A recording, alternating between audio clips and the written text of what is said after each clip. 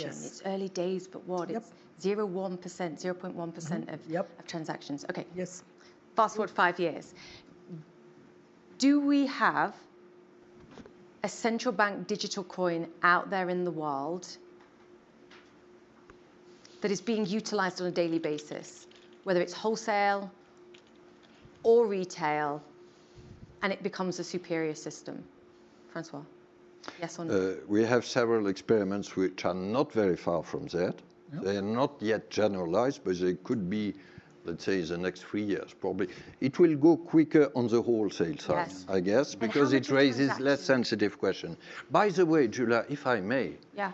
in Cbdc, the last C is currency and not coins. And for us, it's a quite significant difference. Details. What proportion of transactions is it, to the point about the sand dollar and the 0.1% of transactions, admittedly early days? Let's say we have central bank digital currency. No, if I am on the wholesale side, cross-border can play a very significant role. How much? What proportion? The setup said, but it won't help yet for household. It's why we are working on another agenda, a G20 agenda. I co-chaired with my South African colleague a group with 9 very precise objectives on speed, cost, accessibility of remittances, and it does not rely on Cbdc. So we have other ways of innovating with newcomers, etc. Cbdc is not the monopoly of innovation or of progress.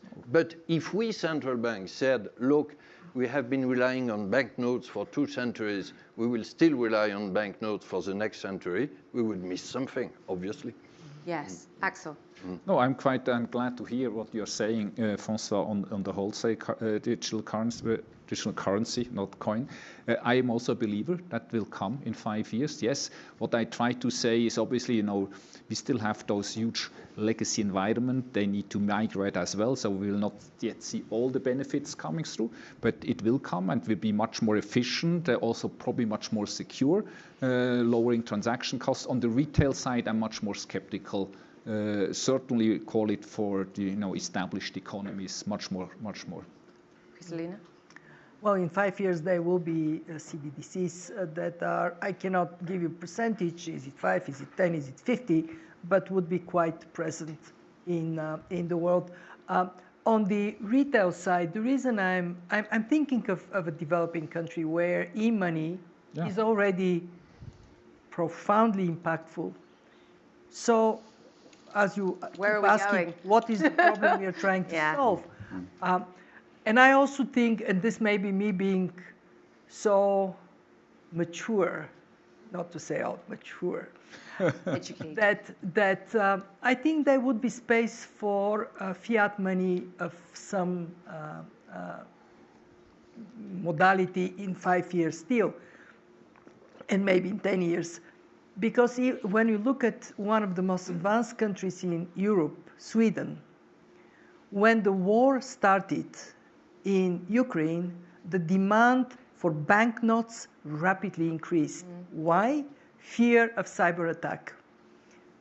So we have to see how the world evolves and not be ideological, be very pragmatic about the decisions we take. And we should have talked about that, and you've warned about that as well with the sand dollar in the Bahamas, that the more digital you are, the more at risk you are of cyber attacks, particularly at this moment in time. So to put 5 years? for you. Yes. Let's make it specific. Wholesale, maybe. Retail, no.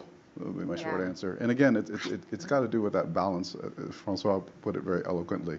When you think about innovations, right? The benefits are what pain point you're trying to address, and you counterbalance it with the risk and the unintended consequences. And that trade-off is much clearer for wholesale than for retail.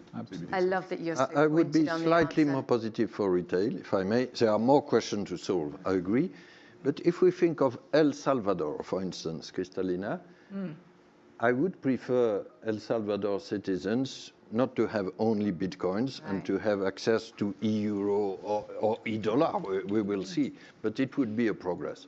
So there is a need. We will see how we answer the questions.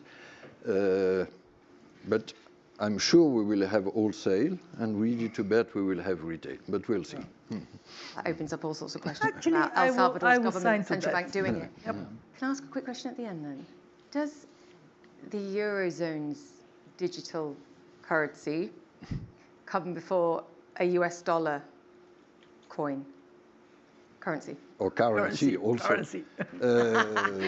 So we should have invited J. Paul. No, I'm asking you Albana. because you've given me a timeline on the Eurozone. So far, but they published a white book, as you I know, know. a very interesting one, Yes. which is open for consultation, which is at least neutral, so it's not negative, let me express it this way, we'll see. But I think that what is happening in the crypto world could be an acceleration of central bank digital currency, because there is a doubt now on the crypto world, and there is still a need for technology. Having said that, if this is one field where Europe can lie ahead the US, I will not complain. That's called a diplomatic answer, but we got there in the end. But China's the ultimate winner. But China has advanced a lot. It has not internationalized its pilot, but it is offering people visiting China the ability to be part of the pilot. The ultimate trial. So I think China is telling us all that the world is changing, and they have done it very effectively with private payment systems. And now the state is saying, wait a minute, we actually want to have an upper hand in this world. And they're moving. So we better all be forward-leaning on something that is moving so fast. There's a message in that. I'm being told time out. Your time out. panelists, thank you so much, everybody. Thank you, Julia. Really interesting.